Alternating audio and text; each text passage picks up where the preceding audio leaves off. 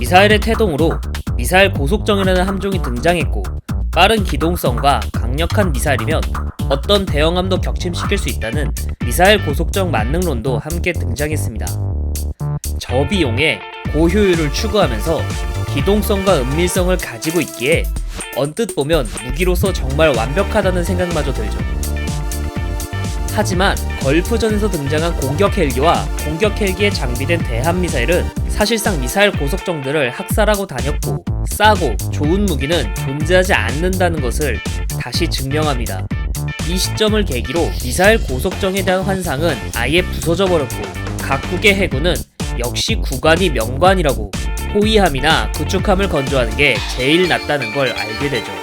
하지만 이런 트렌드와 역행하며 꿋꿋이 미사일 고속정을 건조한 나라가 있습니다. 바로 중국이죠. 중국은 미사일 고속정을 무려 70척이나 건조하고 60척이 작전을 뛰고 있는 중입니다. 이미 미사일 고속정은 정말 제한된 임무만 가능하다는 게 밝혀졌는데도 불구하고 꿋꿋이 미사일 고속정을 운영하고 있죠. 오늘 이야기는 022형 고속정, 후베이급 고속정입니다.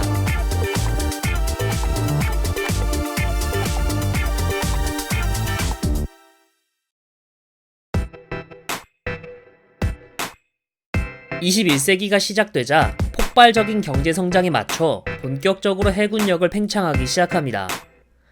이때부터 이미 중국은 미국과 일본을 가상 적국으로 생각하고 있었습니다. 중국은 미국이 소련을 상대로 해양 봉쇄를 위해 설정한 도련선을 역이용해서 진출해야 되는 단계로서 구상하고 있었습니다. 제1도련선, 제2도련선, 제3도련선이 바로 그것이죠. 중국은 단계별로 적 해양 세력이 접근하지 못하도록 접근을 차단해야 했습니다. 이것이 바로 반접근 지역 거부라고 합니다. 줄여서 A2AD라고 하죠. A2AD 전략의 주 무대는 바다인 만큼 중국 해군은 선봉대 같은 역할을 수행해야 했습니다. 문제는 이 당시 중국 해군의 수준이었습니다. 대부분의 함정들은 소련에서 대여받은 99함들이었고 제대로 된 방공 구축함이나 호위함도 전무했습니다. 이때 당시 중국 해군은 이제 막 폭발적인 성장을 하려고 하던 중이었으니까요. 당연히 이런 전력으로는 적 해양 세력이 접근할 때 요격에 나서더라도 오히려 반격당해 함대가 위험할 정도였습니다.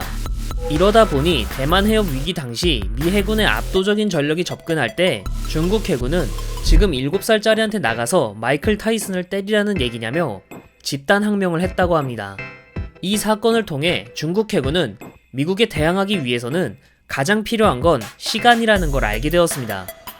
충분한 양의 호위함이나 구축함, 항공모함을 건조하고 함대를 갖추는 데는 적어도 20년 이상의 시간이 필요하기 때문입니다.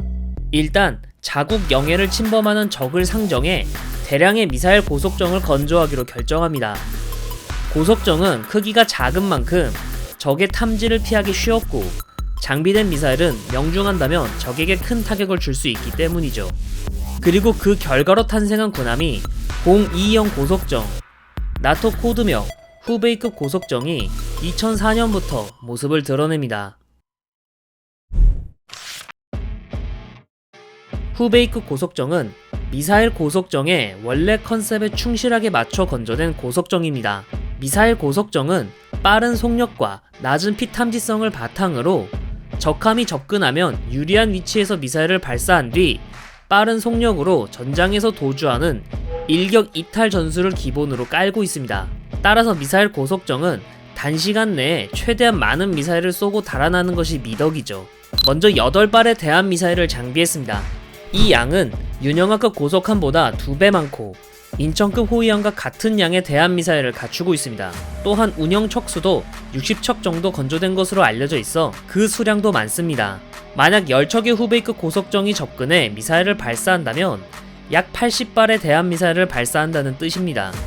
이 정도 대함미사일이 사방에서 발사해 포화 공격을 시도한다면 제 아무리 이지스함이라고 해도 방어하기엔 버거울 수밖에 없습니다.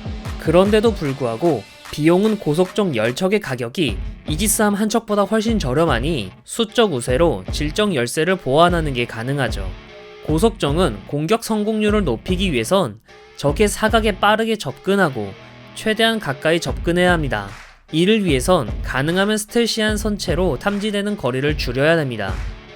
후베이급은 다각형으로 설계된 상부 구조로 레이더 반사 단면적을 감소시켰습니다. 추진체계는 디젤 엔진 4기를 2기씩 묶어 합계 13,730마력의 출력을 낼 수 있습니다. 이 출력이 4기의 워터젯 추진체계에 연결되어 있습니다.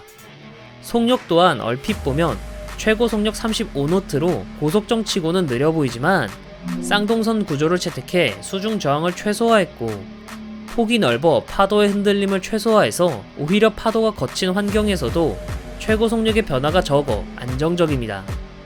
안정적이다라는 뜻은 좁고 얕은 연안에서 기동하기엔 최적화되었다는 뜻입니다. 주포는 AK630 30mm 주포를 사용합니다.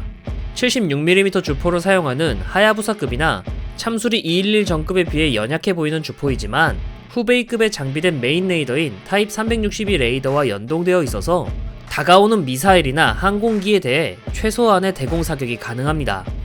이뿐만 아니라 통신 및 데이터 링크 체계도 잘 갖춰 놓았습니다. 중국 해군은 해군 항공대와 공군과 연계할 수 있는 자체 통신 및 데이터 링크 체계를 이미 갖춰 놓았습니다. 그래서 적이 접근하는 걸 다른 고속정이나 항공기가 탐지하면 그 정보가 함대 전체에 실시간으로 공유되며 공유합니다. 여기에 60척이나 되기에 연안에 넓게 퍼져서 작전을 한다면 바다를 하나의 거대한 네트워크망으로 전부 감시할 수 있는 효과를 얻게 되죠. 이 때문에 후베이급은 영해를 침범하는 적 함대보다 반드시 먼저 유리한 위치에서 공격을 걸 수 있는 분산형 타격 자산으로서 역할을 할 수 있습니다. 그리고 이 분산형 타격 자산은 연안에서 A2AD의 핵심 전력 중 하나입니다. 앞서 말했듯 미사일 고속정은 저렴하기에 많은 양을 건조할 수 있고 일격 이탈 전술을 사용하면 조그마한 고속정이 3000톤 이상 되는 호위함을 격침시킬 수도 있습니다. 하지만 걸프전에 참전한 공격 헬기는 고속정을 대량으로 침몰시키는 장면을 전 세계에 송출했고 이 세상에 값싸고 좋은 무기는 존재하지 않는다는 것을 다시 한번 일깨웠죠. 이때를 기점으로 사실상 미사일 고속정은 몰락했다는 평가를 받습니다. 그런데도 불구하고 중국 해군은 왜 미사일 고속정이라는 컨셉으로 2004년에 그대로 건조한 걸까? 그건 중국 해군이 구상하는 분산형 타격 자산의 핵심 전력이라고 판단했기 때문입니다. 분산형 타격 자산이란 전투력을 소수의 대형 플랫폼에 집중하는 대신 여러 소형 플랫폼에 분산시켜 전장을 유연하게 지배하고 적의 감시, 타격 능력을 분산시키는 전략입니다. 해전에서 적함을 공격하고 싶으면 일단 적함이 어디 있는지 찾아야 합니다. 이 과정을 정찰이라고 하며 정찰 자산에서 대표적인 건 해상 초계기가 있습니다. 이 해상 초계기가 탐색하기 위해 스캔을 하며 적의 위치를 찾아내야 비로소 적함에 대한 공격을 시도할 수 있죠. 그런데 해상 초계기의 숫자는 한정적이라서 모든 해역을 해상 초계기로 탐색하기에는 어렵습니다. 반면 후베이급 고속정은 양이 많고 단순히 양만 많은 게 아니라 통신 및 데이터 링크 체계도 잘 갖춰져 있어서 서로 연결되어 있습니다. 그래서 설령 몇 척이 초계기에 탐지돼 격침된다고 하더라도 다른 고속정들이 사각을 찔러 공격하고 바로 아군의 항공 지원을 받을 수 있는 해역까지 도주하는 게 가능합니다. 물론 기존 미사일 고속정들의 단점이 바로 도주하기 전에 탐지되고 격침될 수 있다는 점이라 아킬레스건이지만 중국은 시간이 필요한 거지 돈이 부족한 게 아니었던지라 항공 세력 강화에 신경을 많이 썼기에 고속정들의 항공 지원이 가능해 단점을 최소화할 수 있습니다. 반대로 후베이급 고속정 수십 척이 다양한 연안 지역에 분산 배치한 뒤 조기 경보기나 해안 레이더 또는 위성으로 적을 탐지해 데이터 링크로 적의 위치를 공유하면 고속정들이 접근해 동시에 미사일을 발사해 격침시킬 수도 있죠. 그렇기 때문에 후베이급 고속정은 고속정인데도 불구하고 중국의 기본 해양 전략인 A2AD의 핵심 전력 중 하나입니다. 그리고 현대에도 미사일 고속정이라는 개념과 컨셉을 제대로 살린 나라입니다. 한국과 일본의 경우 미사일 고속정의 본래 컨셉으로 사용한다기보다는 고속정이 가지는 신속성을 중시하는 경향이 큽니다. 일본의 경우 괴선박을 조사하고 신원 확인을 위한 조사 및 인원 투입이 주된 목적이고, 한국은 북한 고속정 난파를 저지하기 위한 목적이 크기 때문입니다.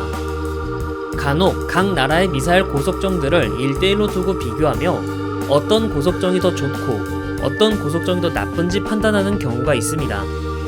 특히 후베이급 고속정에 장비된 주포가 20mm 기관포이기 때문에 단순 비교로는 우리 고속정이 훨씬 더 뛰어난 고속정이다 라고 얘기하기도 하죠. 하지만 이건 NLL을 사이에 두고 고속정들과 대치해야 하는 우리나라의 입장일 뿐이며, 후베이급 고속정을 우리 고속정이 만날 일은 거의 없다고 해도 무방하기에 단순 비교는 무의미하다고 볼 수 있습니다. 결론을 내리면 후베이급 고속정은 중국의 A2AD 전략하에 건조된 군함으로 목적에 맞게 충실히 건조되어 운영 중입니다. 기본적으로 고속정이기 때문에 여타 고속정과 같이 영해 내에 괴선박을 추적하고 초계하는 임무도 할 수 있죠. 중국 해군의 위협이 실체화된 2025년 지금은 후베이급의 역할이 축소되고 역할의 대부분이 3,000톤, 5,000톤급 호위함에 넘어가 예전보다는 설 자리가 줄어들었지만, 후베이급 고속정 덕분에 원양 작전에 나설 함대가 건조될 시간을 벌었다 라고 말해도 과언이 아닙니다.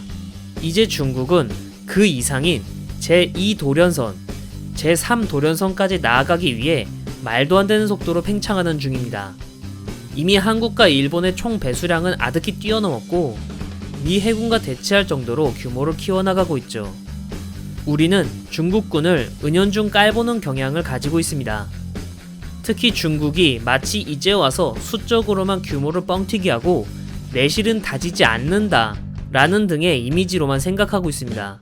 하지만 중국은 1970년대 이후 하나 둘씩 내실을 다져왔으며 그 결과가 지금 하나 둘씩 드러나며 주변국을 압박하고 있습니다. 단순히 중국을 혐오하며 목소리만 내는 건 아무 의미가 없습니다. 진짜로 대응을 하고 싶다면 적에 대해 정확하게 알고 구체적인 전략을 마련해야 합니다. 별거 아니며 단순해 보이는 후베이급 고속정도, 사실은 중국의 패권 도전의 기초라는 걸 얼마나 많은 사람이 알고 있었을까요? 적을 얕보면 큰 코 다칠 것이라는 걸 조그마한 고속정을 통해서도 배우게 됩니다.